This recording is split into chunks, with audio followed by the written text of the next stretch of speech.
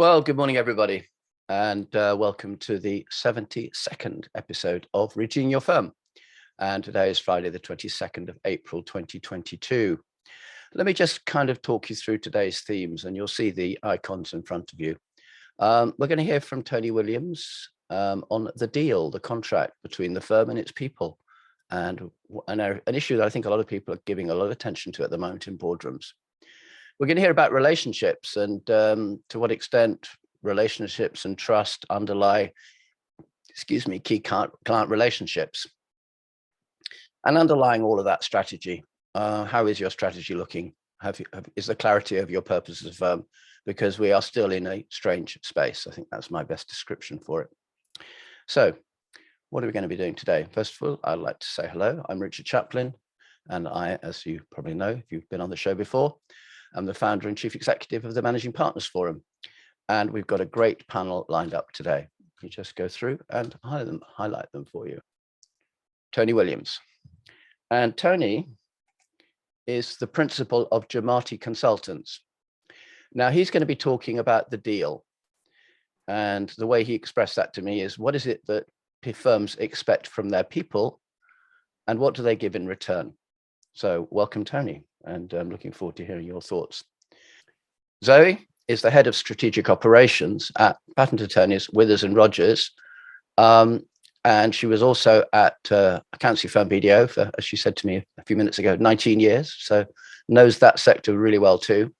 And she's talking about a year into her role, how she's approached delivering a business strategy at her business and what are the elements that are involved in that. So welcome, Zoe. Sebastian Fox.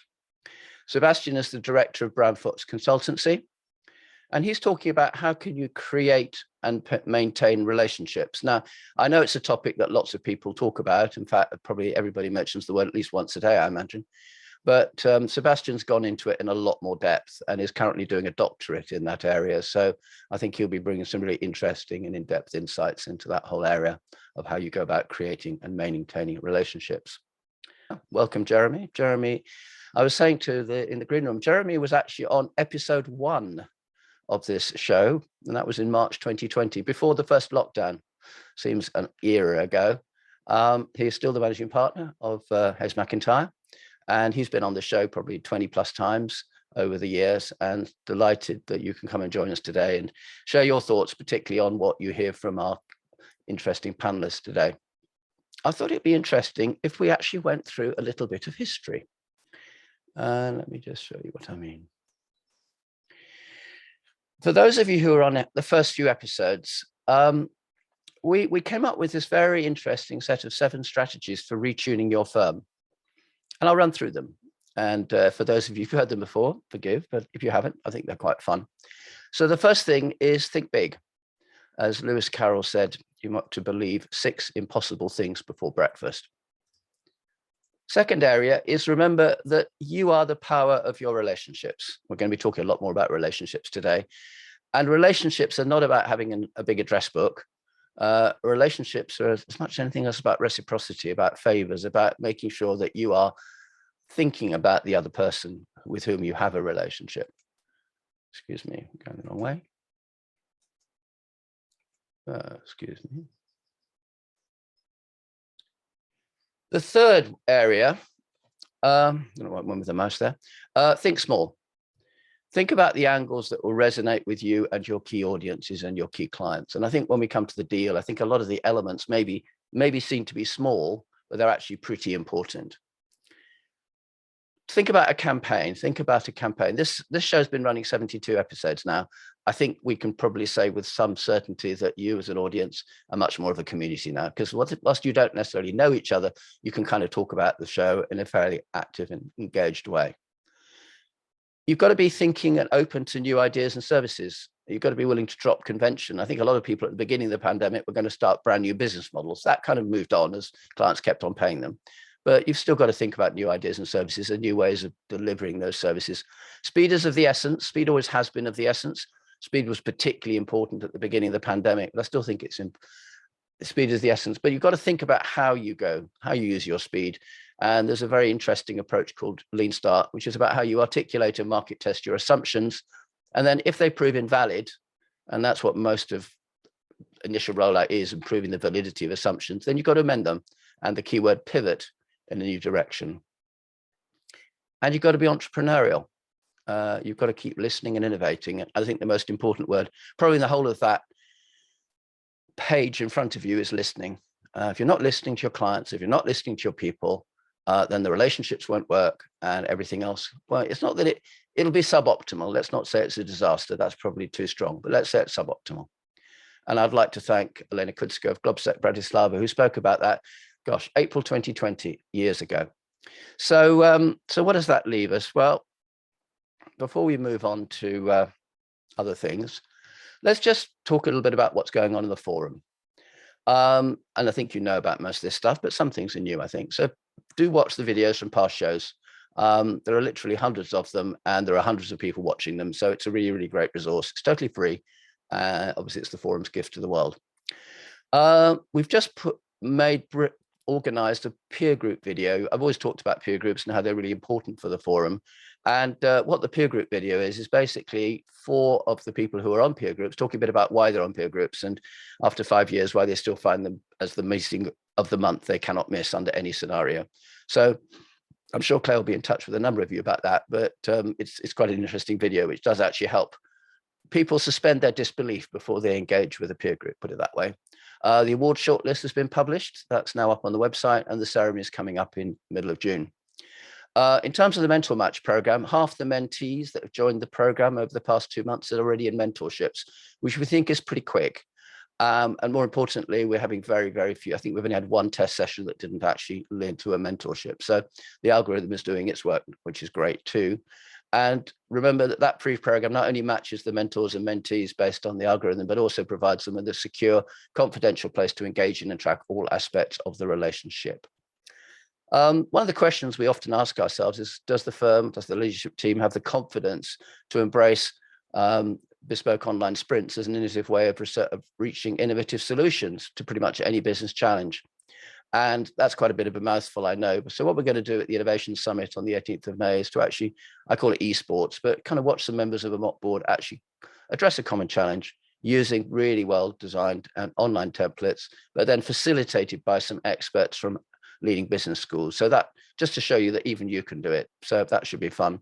And then lastly, and this is something that I think I've sort of spoken about before, do remember to check out the Business Management Hiring Trends 2022 report that we put out recently, which I think is really helpful background. We're going to be tracking that. And I think if we do indeed go into a more of a recessionary period, stickier period, then I think that's going to be a really interesting set of data to watch. So if you haven't come, do so. So what are we doing now? Let's go into the polls. Well, the polls, feedback from government says that your results are incredibly valuable in our analysis during these dynamic times. Before we go into this week's poll, let's just run through what happened a couple of weeks ago. And if you recall, we looked at the employer brand management system. Now, the employer brand management system has been developed by Simon Barrow, who actually coined the term employer brand. We were thinking, chatting that actually say, well, can it be systematized? And so we did a poll, and we've actually also put that into a diagnostic. So what did we find? Well, very few firms are satisfied that their people issues receive suitable attention. And literally none of the people who completed this believed that their career site messages are crystal clear.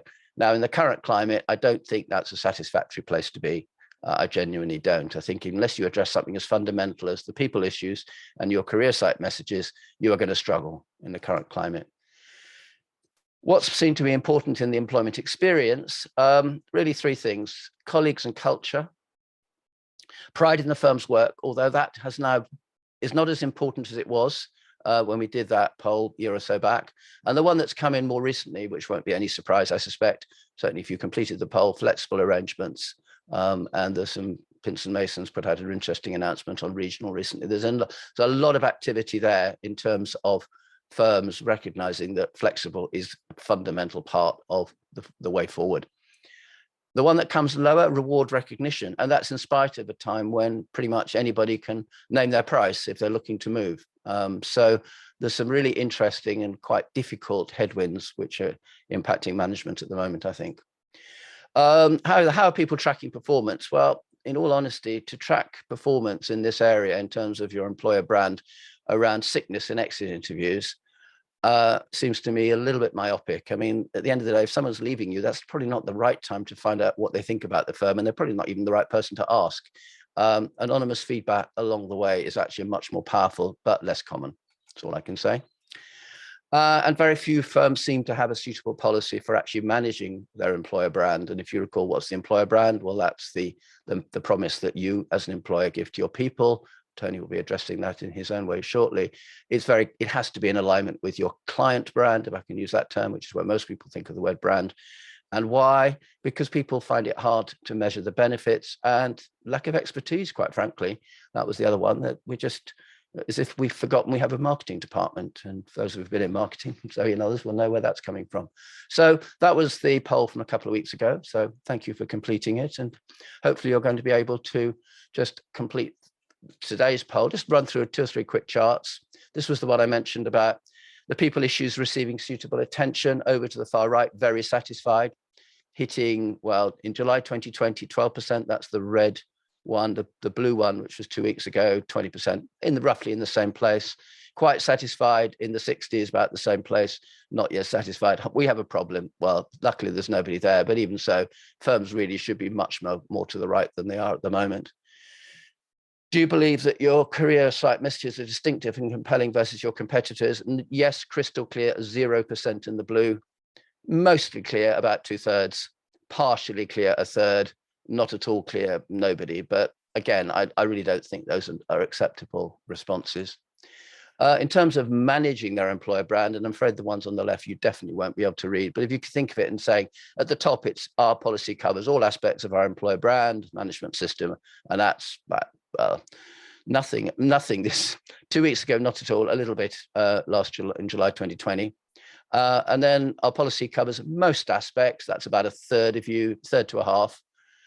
No, but we're writing one in the next 6 months. That's about, 20%. No, but we plan to do one in more than 6 months' time. That's 10% or a bit less. And no, we don't have planned to write one at all. That's again about another big chunk, about 10, 15%. So you would hope there's a lot more people up to the top, because unless you have a clarity around your employer brand, what it stands for and how you're going to manage it, you will find negotiating the current rapids a little bit harder, I think. So let's move on to today. What I want you to do today, and this is a poll that we last asked you to complete back in 2020. And what's the background to this? Well, pricing is one part of the equation. A lot of people are seeing prices going up. They're nervous about PEP bouncing around, which partners don't like. Are they looking at the revenue side? Now, I know that can be very difficult. There's some people looking at fixed pricing. A lot of what I call the frothy capital market stuff may not be available only for the mid-sized firms, and even the larger ones seeing a bit of a drought at the moment. But pricing is actually as much an art as a science. So Richard Bircher, who is, I think, one of the principal players in this world, he's kindly put together this poll for us about 18 months ago. So I thought it'd be interesting to rerun it. So what are we talking about here today? Well, we're talking about the ownership of pricing strategy. If you've got a pricing director, how long have you had one? To what extent are you training your partners in pricing skills? How much financial literacy and awareness is there among the partners? And that may be higher for the accountants and the lawyers amongst the audience, I recognize. The extent of focus on financial performance metrics, how pricing governance is being approached. Is it a data-driven exercise? Are you using dedicated technology? And to what extent are you proud of your own firm's pricing strategy when talking to somebody outside the firm? In other words, the level of advocacy. Let's just look at the first one. Perhaps unsurprisingly, it's a bit of a mix actually. The CEO managing partner and or a pricing director are those who have primary ownership of pricing strategy. In terms of the second question, if you do have such a full-time person, 60% of you don't, but 40% do, and those that have 20%, half of you more than 5 years, and the balance slightly more recently. In terms of the partner directors have undergone at least 8 hours. Half of you, no, no pricing skill has been carried out for any of your partners. They have not undergone at least 8 hours of professional development, to get it right.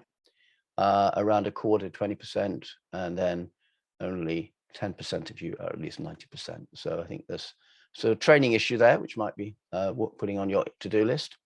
What proportion of your associates, next level down people, have gone through 5 hours of training? Again, 60% none, and the other balance is about the same. How financially literate and aware of are your partners, directors, how their conduct on a client project, excuse me, matter can impact its profitability? High levels 10%, medium 70, low 20. Nobody says they wish they hadn't asked, which I suppose is a relief, but there you go. The 3 criteria which carry the most weight in formal performance reviews of your frontline advisors: the value of work invoiced to clients, the total profits earned from clients, and client satisfaction ratings are the 3 that come through the highest there. In terms of pricing, operational issues, governance, and the rest, the best way to describe governance has been, well, at best 10% of you say it's in place, 40% say yeah, it's there, but nobody really understands it. A few think there's a draft of something floating around, and a big chunk have said that there's some thought, but nothing concrete happened yet. So again, I think there is clearly quite a lot of work there involved in actually putting in place some pricing governance rules. How much of the pricing across the firm is still predominantly based on partner director intuition and experience? 40% saying it's mostly left to partners, 30% saying some data is used, 30% saying data is used quite extensively. Nobody is saying they're very data driven. So again, the data is there, it does exist. The sort of level of priority likely to be attributed to dedicated pricing specific tech over the next couple of years.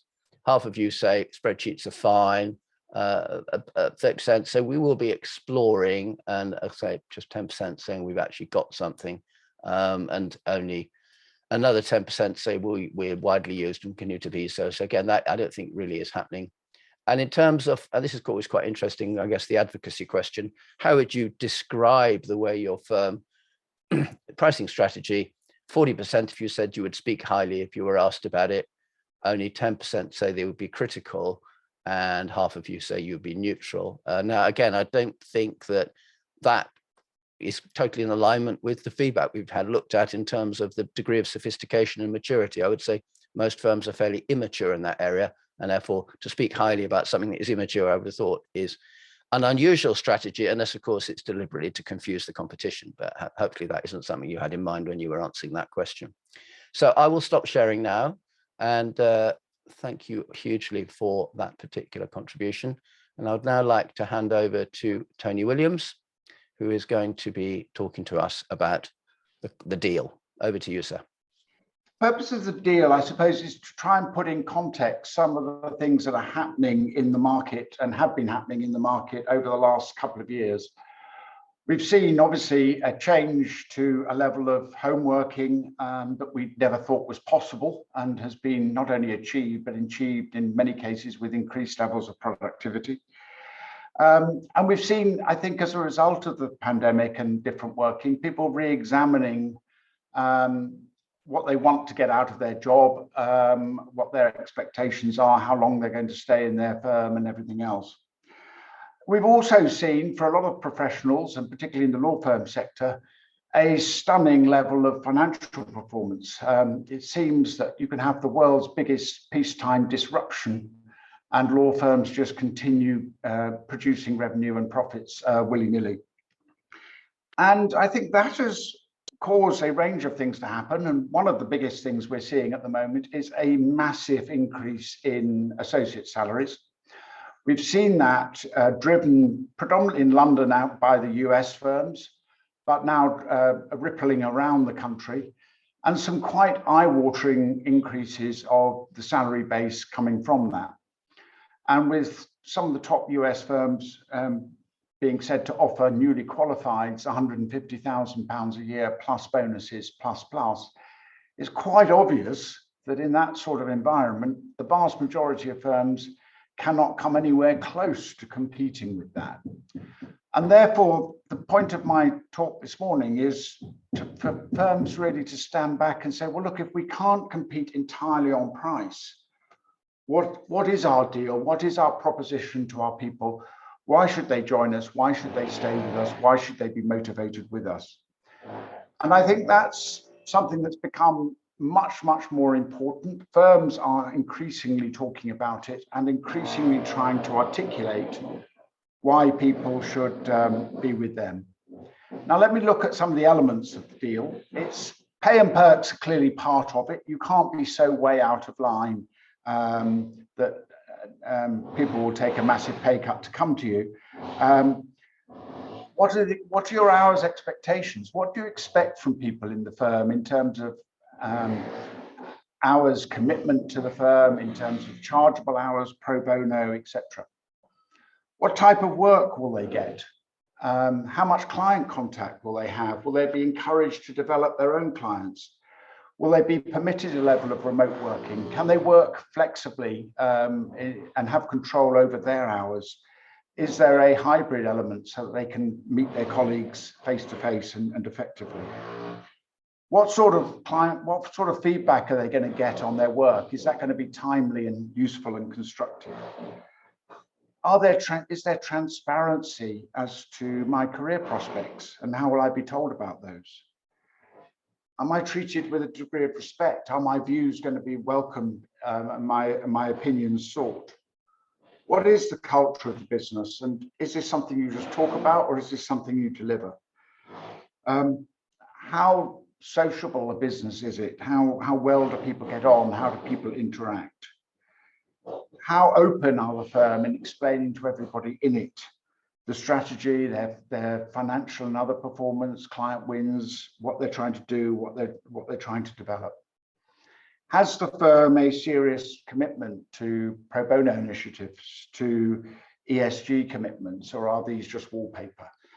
The list can inevitably go on quite a bit, but those are the sort of things I think firms need to be thinking about and articulating, but not just thinking about and articulating. If you are going to say these things, you better damn well deliver them. And that's where it's an important part. It's the deal. If I want people to come to me and if I want people to work with me, this is what I am going to expect from you. But this is what you can expect from us as an employer and as somebody to work with.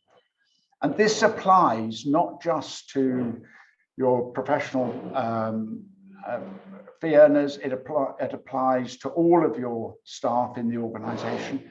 But increasingly, firms are also articulating the deal in relation to salaried and equity partners, so that there's a greater clarity of expectation on both sides, and consequences inevitably for failure to deliver those. I mean, you have to look at some of the financial drivers. If a firm is increasing its salary rates by 20, 30, 40, 50%, I'm afraid those receiving those salary increases have to be careful what they wish for, because inevitably there will be a greater expectation of performance for that. And inevitably, as the market falls, if the market adjusts at any time in the future, there'll be a greater propensity to exit people sooner than perhaps when they were at a lower level of cost. So there are a range of challenges with this, but people need to be very clear and to articulate them and to deliver them and to deliver them consistently. And I think if firms can work their way through that, they have something other than just cash, because on cash alone, given the really hot nature of the market, they will lose. Thank you. Thanks very much, Tony. That was excellent. And I think you're right. And it's actually a lovely segue into Zoe. Zoe Bailey is the head of strategic operations at Patent Attorneys Withers & Rogers. And she's talking about delivering a business strategy. Well, if you kind of crossed out the word business strategy and put deal and said delivering a deal, I suspect it's not a million miles away in terms of what she's going to talk about. Over to you, Zoe. My current role at Withers & Rogers, I work with the firm's chair partners and heads of departments to drive the firm's strategy and operations. But alluding on what Richard just said, what this means is helping the business articulate its strategy while taking people with us and delivering on the change that's required to make it a success. So the next 5 minutes, I want to talk on 3 topics. Number 1, building a strong foundation for change. Number 2, taking people with you. And number 3, being agile and responsive. So number 1, building a strong foundation for change. I've been with the firm for just over a year, and the first 12 months in post, along with the chair, Fiona McBride, has been about determining a strong foundation on which to build future success. There's so many relevant quotes to bring this topic to life. For example, you can't build a great building on a weak foundation, and the building is only as strong as the foundation is strong. For example, what was critical to our journey was taking the time out to engage with everyone in the firm, to understand what is important to our people at every stage of their career, in different roles and in different sectors and locations. We wanted to build on what was already there. Our strategic framework is made up of 4 core elements: our core purpose, building trusting relationships, which I think Sebastian will touch on, our vision statement, to be independent, sustainably profitable, globally focused firm known for that, building trusting relationships. Our values, being collaborative, being passionate and being genuine. And we have an acronym to describe our strategy, GROW, which stands for Great People, Reward and Recognition, Operational Excellence and Winning Worldwide. So our strategic framework really was already there. We just hadn't spent the time listening to our people to be able to articulate it in such a concise way. So determining our strategic framework really was the easy part. Now we need to live and breathe it and make it real for everyone in the firm. Otherwise, it is just words on a page. So number 2, taking people with you. In terms of firm success, a foundation really is meaningless if your people don't understand what it sets out to achieve. So the next 12 months for us is all about making that foundation relevant and meaningful at an individual level, taking our people with us on this journey. So now we're talking about change. And to bring this to life, I like to use a dishwasher analogy. So for example, it's one thing filling the dishwasher and washing the dishes. It's another thing emptying the dishwasher and putting everything away. If you want to do that properly, it takes consideration. You need time and the right shaped space. It takes thought and it isn't easy. You have to create the space to put things away. So creating our strategic framework is like filling the dishwasher and washing the dishes. We had the content, we just had to reframe it. Now it's about creating the space for those dishes to be put away. So the next 12 months is about just doing that. In other terms, how do you make the strategic framework tangible and real? What needs to change to make space for our new approach? So we're tackling this a number of ways. We're looking at KPIs and metrics, which again, Richard picked up on earlier, because what you measure drives behaviors. We're being true to our purpose, what we do and won't do. That will keep us grounded. Our change must not undermine building trusting relationships. Therefore, all of our decisions need to be grounded by this. And finally, we're looking at that employee experience piece that Tony just talked about. We're calling this a talent and performance project. It's just a name, but how are we living and breathing our strategic framework? Have we made it relevant at an individual level? What does that mean in terms of competencies, our career framework? All of that will help solidify the change for our people and make it real. And all 3 are critical to taking people with us and driving that intended change. Finally, number 3, being agile and responsive. When managing change, no matter how carefully you think through your actions, there will always be unknown unknowns, changing factors outside your control, and therefore unintended consequences. And I just wanted to spend a few moments recognizing the importance of being agile and responsive. A good quote to bring this to life is Simon Sinek's: hearing is listening to what is said, listening is hearing to what isn't said. And in a professional service firm, I think it's so critical to listen. So take regular temperature checks is my recommendation. Is the intended change having the desired impact? Is it creating the desired results? It's not a weakness to admit that something isn't working as it should. It's a strength to recognize it and to take action. For example, we'll be using pulse surveys to test that progress we're making, listen to our people and adapt our approach accordingly. So 3 key takeaways. Number 1, build a strong foundation for change. Change is complex. Be agile and responsive. You need a strong foundation from which to grow. However, those foundations mustn't become fixed. If they become fixed or rigid and brittle, they're prone to breaking. And number 3, take people with you. We need to make time for each other. We need to truly listen to ourselves, each other, and our clients. It's when we listen that we make considered decisions, and those decisions will lead to stronger, more flexible and agile firms. Thank you. Well, we've had some interesting analogies on this show. I remember nuclear submarines some time ago. Jeremy may remember that one. But what dishwashers is a whole new space. So thank you for sharing that one with us. And somebody who knows what it feels like to both add and empty a dishwasher, I can totally relate to that. Perhaps not as strategic as most people think, but hey, that's all good.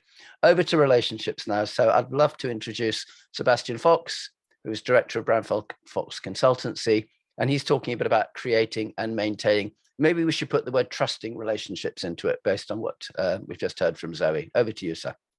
What I'd like to do over the next few minutes is share a little bit about the findings from research that I conducted last year, albeit in a slightly different context around relationships in teams. But I think a lot of the findings are consistent with certainly my experiences in professional services and consistent with my experience around client management and client service teams. So I really wanted to focus on 2 or 3 things that really underpin relationships. And unsurprisingly, and as Zoe just mentioned, trust seems to be really the key underpinning for all relationships. But I think trust, you can look at it in 2 ways. One is the tangible elements of trust. So the things that are visible perhaps to the client, doing what you said you're going to do, being reliable, reciprocity is an important one. So there are the things that, if you like, are almost the hygiene factors, things that you have to demonstrate to clients to really start eliciting that trust. But then there's also some intangible factors, if you like. And really the key ones I wanted to talk about are empathy, attunement, and presence. And if starting with empathy, if you take that to be the ability to experience others' cognitive states while recognizing your own state, then empathy, in more common parlance perhaps, is being able to understand what the other person is feeling. And at a neurological level, there's some interesting work that's been done, and I should say that this is not cast iron proven. There's still considerable debate about this, but there is evidence that there are parts of the brain that fire what to call mirror neurons, which literally allow us to mirror and experience at a neurological level what the other person is experiencing. And there is quite a lot of work that suggests that there is something going on around what has been called the social synapse, which is where we're all interconnecting at a neurological level. So that is what might allow us to start understanding and empathize with what another person or other people are actually feeling or thinking in the moment. The second element is attunement. So if empathy is perhaps understanding the other person's mind state, then attunement is understanding their somatic state, what they're feeling. And attunement literally is being in harmony with the other person. And what that means is, in terms of relationships, that that gut feeling you might get when you're talking to someone, when you're understanding what they're experiencing in the moment, is to do with part of the nervous system called the vagal nerve. And the vagal nerve is literally one that links our stomach through our chest and throat to the brain, and ultimately the areas firing the mirror neurons.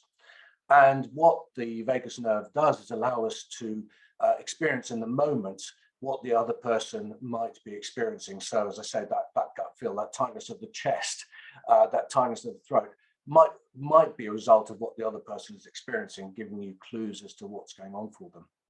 So those are really, really important underpinnings of what creates trust, when you're starting to reflect that empathy or notice what the other person is feeling and reacting appropriately. The other important element of what's underpinning trust is what's called presence. And presence is how we show up when we're in a relationship with people. So how you do you, again, in ways that might be more understandable. And there's a lot of evidence to show that our presence, the way that we show up when we're in a relationship with people, will really impact our abilities to create maintaining that trust and that relationship. And I'd invite you, and I'm not going to think or draw on any particular analogies or metaphors here, but I'd invite you to think about people that that have got a particular distinctive presence, be that a very strong presence or perhaps a less strong presence, and think about the impact that has on you and how you feel when you're talking to them, because all these things will impact the way that we are building the relationships with people. So really, just to sum up, I think, yes, we will probably be familiar with the tangible factors that underpin trust, and I completely agree with you, Zoe, that trust is fundamental to relationships. But I would also invite you to think about the more intangible elements that underpin relationships and how they might be impacting the way that you show up in relationship with your clients. Thank you very much, Sebastian. That was really great deep dive into some of the more, they call it neurological, I'm not quite sure, anyway, neuroscience, and exactly how relationships are built. Jeremy, over to you, sir. You've heard from Tony about the deal, and obviously I imagine we'll have your own thoughts about the deal between your firm and its people. We've heard from Zoe about Dishwashers. Now we've heard from Zoe about how you actually deliver a strategy in a way that gets the buy-in that you want at all levels. And then we've heard from, Seb, about relationships and how relationships are actually perhaps a bit more complicated and complex than, oh, I've met you and let's go and have a beer. Over to you, sir. Thank you, Richard. Good morning, everyone. Nice to be back on the show again, and some very interesting talks this morning. Thank you very much to all our speakers. I'll probably follow the same order, but and deal with some of Tony's comments, which certainly resonated very much with my own thoughts and experiences at the moment as managing partner at Haysmacintyre. Was mentioned a few times about listening, and I think that is fundamental at the moment in terms of employee relationships. And I think what is really important, and we had a meeting this week where we were discussing progression of individuals, not specific individuals, but providing more clarity to people about how they can progress and what they can achieve. And what struck me during that meeting was it was important, I think, to look through their lens, not through our lens. So look through what is the employee looking for? What does the employee want? What do they want to achieve, rather than looking through our lens as a business as we need to progress someone to become a director in this particular part of our business. That for me at the moment is the wrong direction. So it's certainly still a very strong employees market. Colleagues and culture is very important, and I think the ability for individuals to work closely with individuals above them who they respect and who they will learn from is very important. One of my former colleagues often used to say to us as a group of partners, don't underestimate the impact you have by your presence and mixing and being involved with some of your staff. And she often used to refer to it as the gold dust, actually. And sometimes as partners, we underestimate what sort of influence we have, and actually making sure we are involved and talking to our people is very important for them and for their progression. We are running pulse surveys around that whole staff experience and making sure that we look at that and take that on board. Learning and development and the whole people piece is a big part of our current strategy, which I think I've mentioned previously on the show.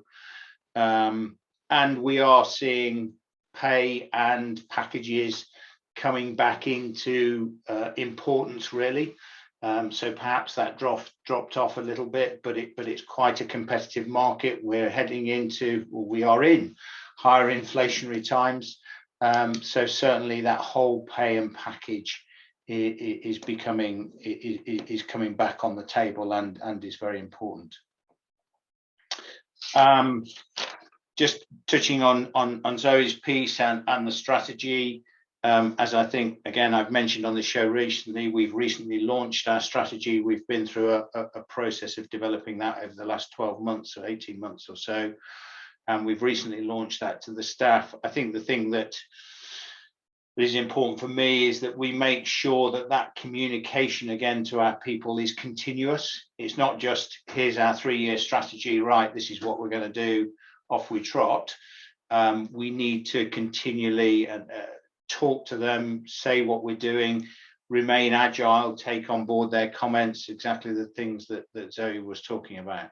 So that's certainly a key piece for me in terms of as we roll out the strategy over the next 12, 18 months, etc. Making sure that we continue to communicate and people understand what we're doing and why we're doing it, and at the same time we take on board their comments and change direction if we need to. Hopefully not drastically, but you know, we have to be agile.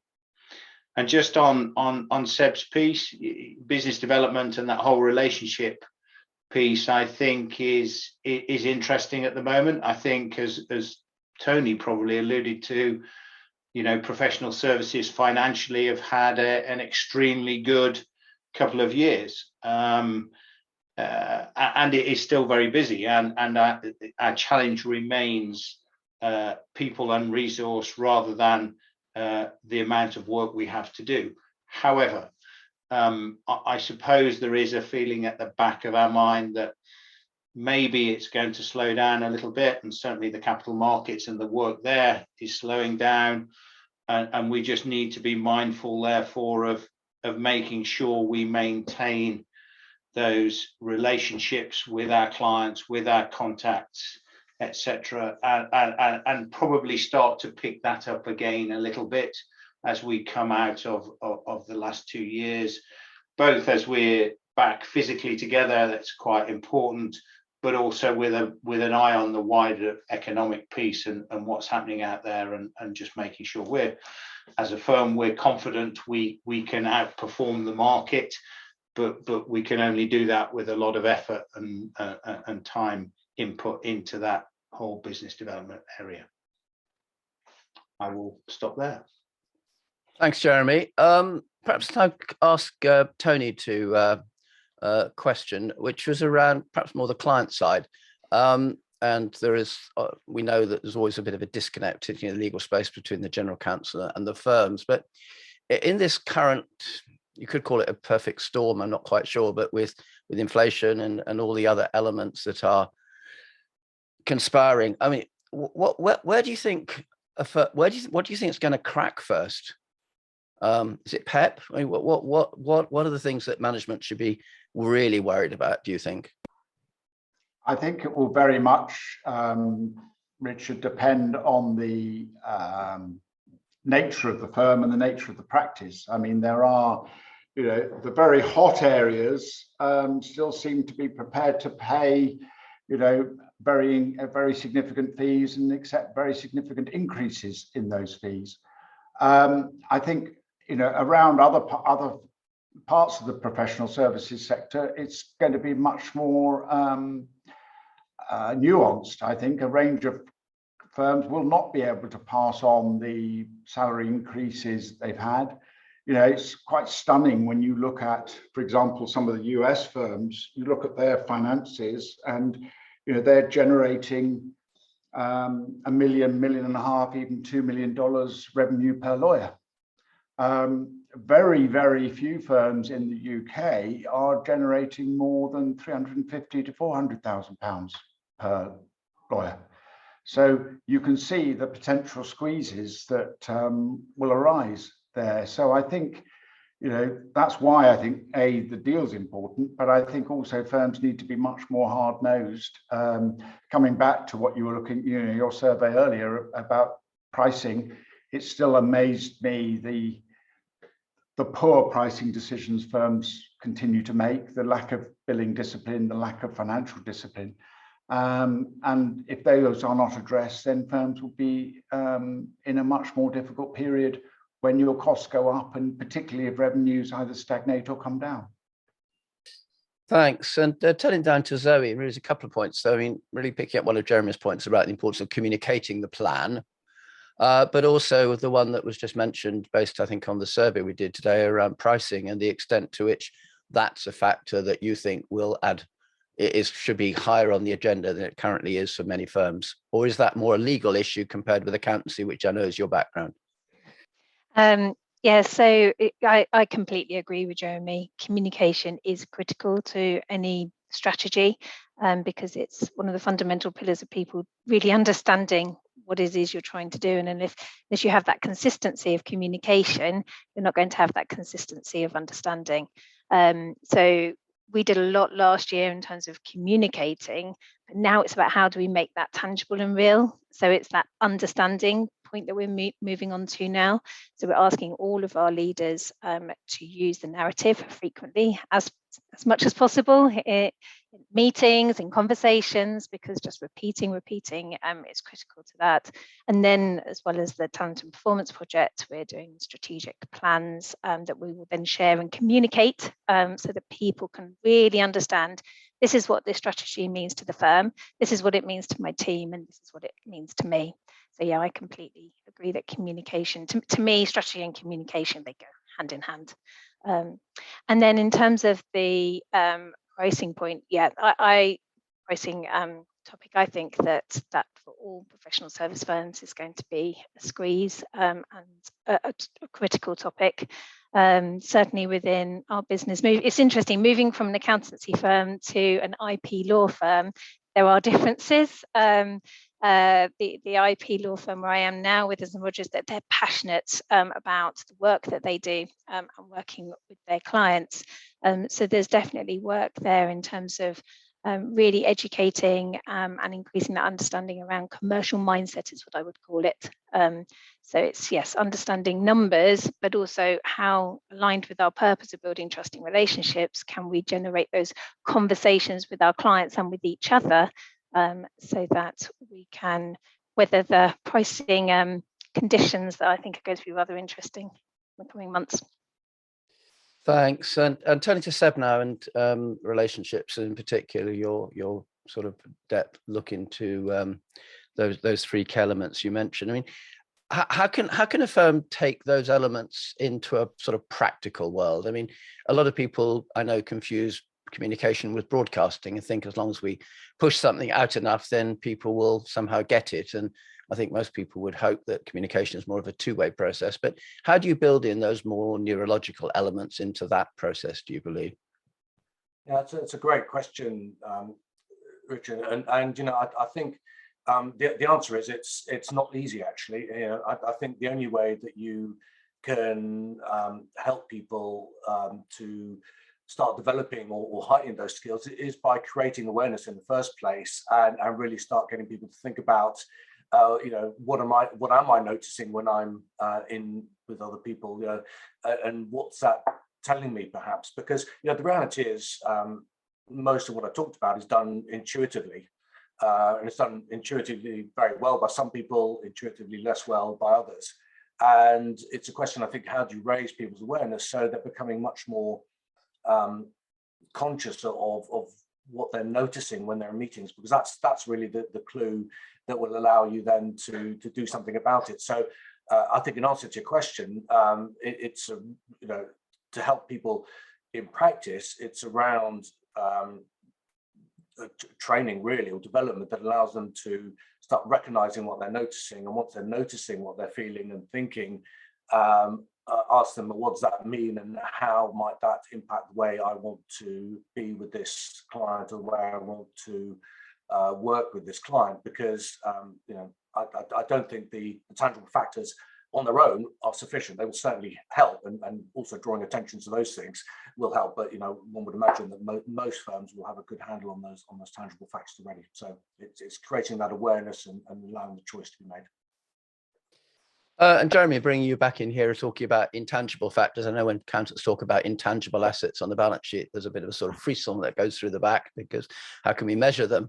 When it comes to looking at the people, you said often that people is the number one focus in your strategy, which is very clear and very clear. But to what extent would you see training in the sort of areas that Seb's been talking about as being relevant to your people, or acceptable even to your people? Yeah, very, very much so, and certainly it was interesting looking at the survey earlier on about pricing strategy and the comments that have been made here, and you've probably heard me talk on this show before. You know, we have gone through a period, as have a number of professional firms, where too much work, therefore you have an opportunity to increase the fees, you have an opportunity to resign from clients that are less profitable, or that are just simply difficult and not very pleasant to deal with in some cases. But I think we are probably at that immature stage with regard to pricing strategy. We have adopted a fairly blunt tool, and we do talk a lot about increasing fees and needing to increase fees to recognizing the changing environment.